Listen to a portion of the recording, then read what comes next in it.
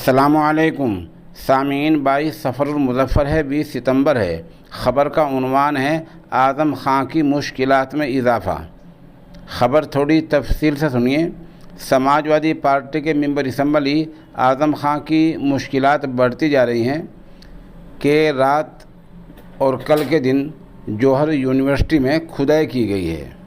اس search operation میں police کا دعویٰ یہ ہے کہ ایک عمارت کی دیوار توڑ کر وہاں چوری شدہ کتابیں برآمد کی گئی ہیں۔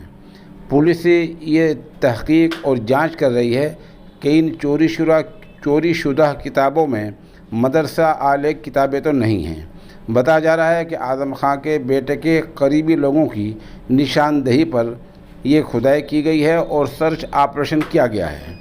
آمدہ اطلاعات کے مطابق اس معاملے میں اعظم خان اور ان کے بیٹے عبداللہ اعظم سمیت 7 لوگوں کے خلاف پہلے ہی مقدمہ درج ہے۔